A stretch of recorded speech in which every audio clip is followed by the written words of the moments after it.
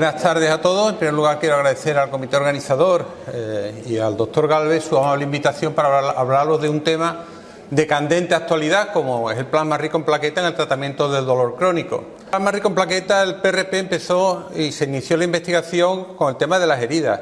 Y bueno, se buscaba la reparación, conseguir una regeneración del tejido perdido, pero se llegaba más, se buscaba la restauración original, o sea, llegar a la situación antes de que se provocara la lesión. ¿Y cómo se hacía? Mediante la modulación, acelerando los procesos de curación, mediante los diferentes factores de crecimiento que estaban en las plaquetas y que eran indicadores universales de casi toda la posible regeneración que hay. Pero, ¿qué es el PRP? ¿Qué es realmente el PRP? Pues el PRP simplemente es una fracción plasmática que vamos a conseguir de la sangre autóloga mediante una centrifugación. Con esta centrifugación vamos a conseguir una concentración de plaquetas mayor que el que hay en la sangre habitualmente. Sabemos que los megacariocitos van a producir las plaquetas, y estas plaquetas, que no son células, van a tener una serie de gránulos intraplaquetarios donde vamos a tener factores de crecimiento, quimiotácticos y de coagulación. Todo ello nos va a permitir realizar después terapias con esto. ¿Y cómo vamos a hacerlo? Cuando inyectamos este producto en una articulación, en una zona diana, se va a producir un coágulo de fibrina. Y aquí está el tema. ¿Cómo podemos conseguir y en qué consiste la activación? La activación simplemente lo que va a provocar es que este coágulo de fibrina se produzca antes, mientras que si no lo activamos con el cloruro cálcico, si no hay esta activación, pues se va a producir también, pero de forma más lenta. El cloruro cálcico va a provocar la ruptura, o esta activación, la ruptura y la liberación de estos factores de crecimiento. Bueno, ¿y qué son estos de los factores de crecimiento? ¿Qué factores de crecimiento son los que tenemos? Pues tenemos bastantes factores de crecimiento, de origen plaquetario, de transformación beta, básico fibroelástico, tenemos similar a insulina, endotelial vascular, de crecimiento epidérmico. ¿Y todo esto cómo actúa? Pues va a actuar de manera asimétrica sobre todos estos factores. Y esta actuación va a estar sobre los osteoblastos, va a actuar también sobre la proliferación de fibroblastos, sobre la quimiotaxis, sobre la síntesis de matriz extracelular y sobre la vascularización. Pero además de esto, va a actuar con una cronología también establecida. En los primeros 2 días vamos a encontrarnos con inflamación, reclutamiento y proliferación de varios tipos de células, y a partir de entonces vamos a tener entre el segundo y tercer día una neovascularización. Y cuando pasa este tiempo tendremos migración, división de fibroblastos, síntesis de colágeno tipo 1 y 3 y formación de tejido nuevo. ¿Esto qué quiere decir? Pues quiere decir que cuando colocamos el plasma rico en plaqueta a un paciente, siempre le decimos, mire, esto no le va a empezar a funcionar hoy como si fuera un anestésico local, va a tardar una serie de días en empezar a funcionar. ¿Por qué? Porque se tiene que desarrollar todo este proceso. Tiene efectos favorables, y estos efectos favorables vienen de una parte de que va a actuar sobre mediadores de inflamación con efectos antiinflamatorios. También va a tener un efecto anabólico gracias a los factores de crecimiento, y también un efecto de reconstrucción gracias al fibrinógeno. Por lo tanto, el plasma rico en plaqueta va a tener una serie de características, como va a ser que es atóxico, no inmunorreactivo, facilita la bioestimulación, va a tener un efecto en conjunto gracias a los distintos factores de crecimiento, incrementa la vascularización, es un agente hemostático que estimula la quimiotaxis, la diferenciación y la multiplicación de diferentes linajes celulares, y además estimula la síntesis de matriz celular, extracelular. Todo ello va a dar una serie de características al plasma rico en plaqueta que nos va a permitir obtener los efectos que deseamos cuando realizamos el tratamiento. Por desgracia, tiene también efectos deleterios. ¿Y estos efectos deleterios de qué vienen? De que pueden estimular a células durmientes, que pueden facilitar la formación de metástasis tumorales. Por lo tanto, aunque no hay realmente ensayos clínicos que hayan determinado la veracidad de esto, por precaución se considera como contraindicado en los pacientes oncológicos. Además, puede provocar transmisión de enfermedades, puede provocar una reactivación de virus latentes, enfermedad ingento contra huésped, y también puede facilitar la transmisión de patógenos. Bueno, ¿cómo empezó el PRP? Pues el PRP empezó hace ya bastante tiempo, fijaos, en 1909, cuando se inició como pegamento de fibrina autóloga. Después se ha utilizado en dermatología, en cirugía maxilofacial, en el tratamiento de heridas, y en el 2004 se vio la importancia de conseguir una mayor concentración de plaquetas para obtener una mayor eficacia de este tratamiento. Y se utilizaba como sistemas abiertos. Sistema abierto quiere decir que teníamos mayor riesgo de provocar accidentes, de inseguridad, de contaminación, a la vez que había una gran variabilidad dependiendo de quién lo fuera a utilizar. Y hoy día, ¿qué es lo que ha pasado con el plasma rico en plaquetas? Pues hoy día se propugna la utilización de sistemas cerrados. Ello nos va a dar una mayor seguridad y los nuevos sistemas nos permiten una mayor concentración de plaquetas en el preparado. Todo ello nos va a permitir, mediante la centrifugación, obtener diferentes niveles. Estos niveles nos van a diferenciar lo que vamos a tener en las distintas capas. Vamos a tener una capa más profunda, que sabéis que son los hematíes, que es roja. Después una capa que va a ser gris, que es donde vamos a tener los leucocitos. Y después una amarillenta, donde vamos a tener en el fondo el plasma rico en plaquetas y más superficial el plasma pobre en plaquetas. De ahí que esta parte más superficial la desechamos cuando vayamos a recoger el preparado antes de hacer la infiltración. En cuanto a cuándo empieza y cómo se regula el PRP, pues se regula mediante una resolución que tiene lugar en el 2013, donde se considera como un medicamento de uso humano mediante kit desechable y con pruebas analíticas que son obligatorias para determinar la posible infección, y hay que hacer una serología. ¿Sobre qué pilares se pivota y sobre qué pilares tiene lugar el tratamiento? Pues requiere que tengamos en cuenta la importancia de la garantía de calidad, la garantía de eficacia, la garantía de trazabilidad, la de farmacovigilancia y, por supuesto, la información que damos. Todo ello va a ser fundamental para que el tratamiento sea exitoso y sea de calidad. Y hoy día, ¿qué os puedo yo aportar con las aplicaciones que podemos realizar? Sabemos que se ha utilizado para muchas cosas, desde tratamiento regenerativo en especialidades como dermatología, como pueda ser cirugía plástica, como traumatología, como cirugía maxilofacial y odontoestomatología, entre otras muchas, porque actualmente es rara la especialidad que no utilice el plasma rico en plaquetas. Y nosotros, como especialistas en dolor, ¿cómo podemos utilizar el PRP en el tratamiento del dolor crónico? Y muchas veces nos tenemos que preguntar, porque siempre que empezamos con un tratamiento de este tipo, siempre vamos a lo mismo. ¿Realmente tiene evidencia esto? ¿O lo estamos haciendo a ver qué es lo que pasa? ¿Hay estudios consistentes que nos avalen la utilización del PRP? Esta es la aportación que os voy a hacer. Os voy a presentar lo último de lo último que hay en ensayos clínicos, en investigación y en metaanálisis, incluso en consenso.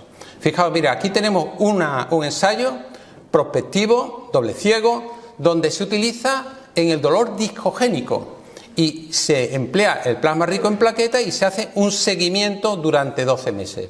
Y se observa que hay una mejora estadísticamente significativa de la intensidad de dolor, mejora de la funcionalidad y mejora también de la satisfacción del paciente, que se mantuvo durante este tiempo con una mejoría significativa de la valoración funcional y con un nivel de evidencia 1.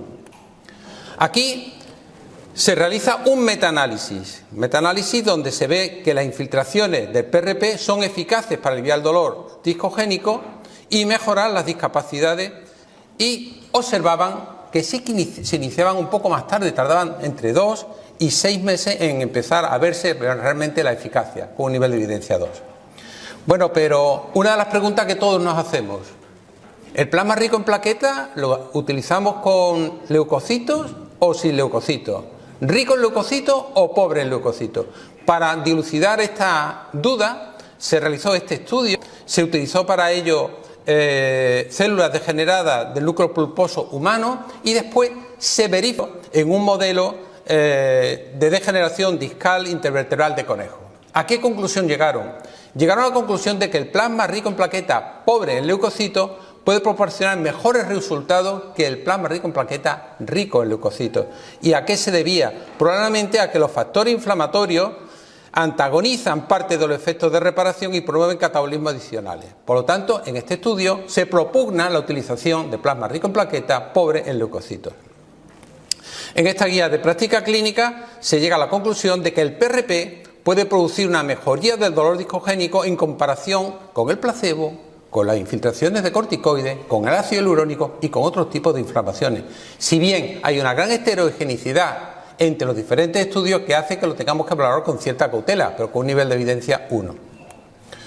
¿Dónde más podemos utilizarlo? A nivel epidural se puede utilizar el plasma rico en plaquetas, porque hablamos mucho de las articulaciones, pero a nivel epidural se puede usar. Este fue un estudio que se realizó mediante infiltraciones epidurales transforaminales a nivel lumbar. Se hizo una sola infiltración y en esta infiltración no llegaron a ninguna conclusión de que fuera más efectivo que el grupo control, que en este caso eran corticoides. Por lo tanto, aquí no se dilucidó realmente la eficacia que había en esta comparación. Pero, acto seguido, en este ensayo controlado aleatorizado, se hace infiltración epidural, en este caso interlaminares, lumbares, y se guiaron por fluoroscopia. Se utilizó un grupo de control, que fue la triancianolona, corticoide con bupivacaína, y se utilizó plasma rico en plaquetas ozonizado. Se hizo un seguimiento de 12 meses y se pudo observar que, si bien los corticoides nos van a dar una mejoría del dolor en los primeros meses, como tenéis en la tabla, el PRP se mantenía en el tiempo y se mantenía hasta los 12 meses. Además, con menos efectos secundarios que los corticoides, con un nivel de evidencia 2. ¿Y a nivel caudal? ¿Podemos utilizar el PRP a nivel caudal? Pues sí, en este estudio, también controlado aleatorizado y doble ciego, se observó que había una mejoría de la intensidad del dolor con respecto a la triancianolona, donde la efectividad duraba tan solo un mes. Y con el PRP mejorábamos el VAS, el SF36 a los 3 y 6 meses, que fue el tiempo que se hizo de seguimiento. En este metaanálisis, donde se analizan todos los estudios que hay a nivel epidural, se llega a la conclusión de que realmente, si bien tenemos beneficios comparables a la utilización de corticoides, hacen falta más estudios aleatorizados y sobre todo de mayor número, de una muestra más amplia y de mayor número de pacientes, para llegar a una consistencia más potente para determinar la importancia del PRP sobre los corticoides. ¿Y sobre las facetas? ¿Podemos utilizarlo? Pues en este estudio prospectivo, en este ensayo prospectivo y aleatorizado, se utiliza sobre las plaquetas, a nivel facetario, a nivel lumbar, y se compara con la betametasona, observando que en los dos grupos había mejoría, tanto en la intensidad de dolor como en ODI y RMQ al mes de seguimiento, pero que el PRP era el único que mantenía la analgesia a los 6 meses, que fue el tiempo que duró el seguimiento de este estudio. En esta guía de práctica clínica se propugna que el PRP en las articulaciones facetarias lumbares se asocia con una analgesia, una mejoría de la función física y de la satisfacción del paciente superiores en comparación con la infiltración con anestésico local y corticoides. Fijaos que tiene un nivel de evidencia 1. ¿Y qué pasa con la articulación sacroiliaca? Esa articulación que muchas veces nos vuelve locos, esa articulación que nos remeda el dolor facetario, el dolor de las cosalgias y que muchas veces se nos queda en el tintero y no llegamos muchas veces a diagnosticar. Aquí se ha utilizado el PRP y fibrina rica en plaquetas, observando que había beneficio en comparación con la terapia conservadora para sacroileitis. Pero llegamos a más. En este estudio prospectivo y aleatorizado se observa que el PRP libre en el leucocito, en comparación con la metilprednisolona, teníamos un efecto más que interesante. En el grupo del PRP, el 90% de los pacientes informaban de una mejoría de la intensidad de dolor, mientras que en el grupo de corticoides esta mejoría fue tan solo en el 25% de los pacientes. En la guía de práctica clínica se considera que el PRP en el ácido acetilsalicílico en la articulación sacroiliaca puede estar asociada con una analgesia superior en comparación con corticoides, con un nivel de evidencia 1. Luego también está avalada su utilización sobre la articulación sacroiliaca. ¿Y qué pasa con las gonalgias? Una entidad que nos vuelve prácticamente locos por la cantidad de prevalencia que hay, tanto en atención primaria como en las clínicas de dolor. Es raro el paciente que no nos llegue con una gonalgia. Aquí, en este estudio, se hace una observación muy interesante. ¿Realmente la concentración de plaquetas tiene relevancia? En este estudio se hizo una concentración especial y se llegaron a 1.000 millones de plaquetas en 8 mililitros, observando que había una mejoría significativa en el WOMAC, en el KDK y en la distancia que recorrían los pacientes con respecto al grupo con ácido hialurónico. Y además, en el grupo de PRP, esta mejoría se iba a mantener durante un año. Luego, la cantidad de plaquetas utilizadas va a ser crucial también a la hora de conseguir un alivio sintomático y sostenido del dolor. En esta guía de práctica clínica se llega ya a un nivel de evidencia 1, determinando que el PRP obtiene mejores resultados de analgesia y de funcionalidad a largo plazo cuando lo comparamos con el ácido hialurónico y con las infiltraciones de corticoides y el placebo a los 6 y 12 meses. Bueno, veis que hay muchos estudios, muchos ensayos clínicos que comparan el PRP con el ácido hialurónico. ¿Cuál de los dos es mejor? Pero bueno, se hace un metaanálisis para determinar que por qué pelearnos, por qué no los unimos, por qué no damos PRP y ácido hialurónico. En este metaanálisis se llega a la conclusión de que la terapia dual con PRP y ácido hialurónico obtiene una reducción significativa de la intensidad del dolor en comparación con una terapia única de PRP. Y si bien tenemos que considerar que faltan estudios con un nivel de evidencia 1 de alta calidad, tenemos que determinar que la mejor evidencia actual sugiere que la terapia con PRP y ácido hialurónico en la gonartrosis puede ser eficaz y brindar un alivio del dolor y una mejora de la función al cabo de un año de su administración. Bueno, vemos que hay mucha variabilidad, que muchas veces no nos ponemos de acuerdo con respecto a qué dosis, qué tiempo entre uno y otro, qué podemos hacer. Se hace un consenso de la ESCA-Orbit, del grupo, y para determinar y ponerse de acuerdo, cogiendo todos los ensayos clínicos, todo lo que hay, para ver en la gonartrosis qué es lo que es más eficaz.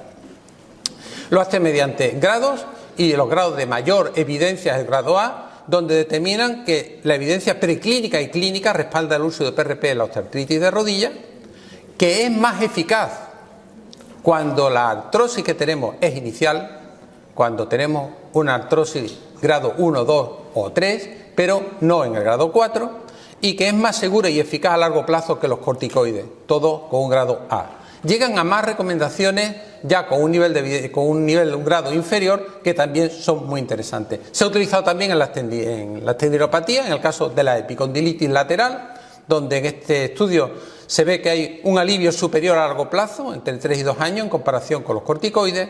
También en la epicondilitis medial, donde hay un alivio y una mejora de la funcionalidad a largo plazo, en comparación con la cirugía y con la tenotomía, con un nivel de evidencia 2. Y también en la fascitis plantar, donde se ha utilizado, observando que había una analgesia y una función física superiores en comparación con el placebo y la infiltración con corticoides a largo plazo con un nivel de evidencia 1.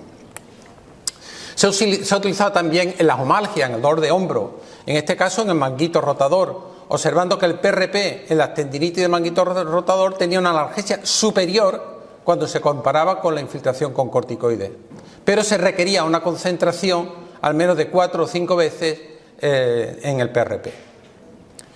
También se ha utilizado en la artrosis de hombro, mejorando a largo plazo el dolor y la función en comparación con los corticoides, con un nivel de evidencia 1. Y en la cosartrosis, otra entidad bastante prevalente. Aquí no tenemos suficientes ensayos clínicos, suficientes estudios para determinar una superioridad del PRP sobre otras infiltraciones como puede ser el ácido hialurónico. Harán falta más estudios para poder realmente llegar a unas conclusiones más evidentes. ¿Y qué pasa cuando lo utilizamos en pequeñas articulaciones, en el pie, en la mano, donde puede haber lesiones osteocondrales, osteoartritis, tanto en pie como mano? Se ha visto que hay evidencia, pero que esta evidencia no respalda el uso sistemático en este tipo de articulaciones en comparación con la terapia convencional. Luego requerimos mayor estudio para llegar a unas conclusiones superiores. ¿Y en el dolor neuropático? ¿Podemos utilizar PRP en el dolor neuropático? Pues sí, se ha utilizado en ciertos nervios como el mediano, el cubital, el radial, donde si bien la evidencia es muy limitada, sí que se obtiene una mejora en la intensidad del dolor y en los síntomas neurológicos en pacientes también con neuropatía periférica diabética en comparación con tratamientos médicos convencionales. Nos faltan más estudios para ver realmente la importancia y la relevancia en dolores neuropáticos, como puede ser la neuralgia del trigémino, como puede ser la neuralgia posherpética. ¿Y cuál es el futuro?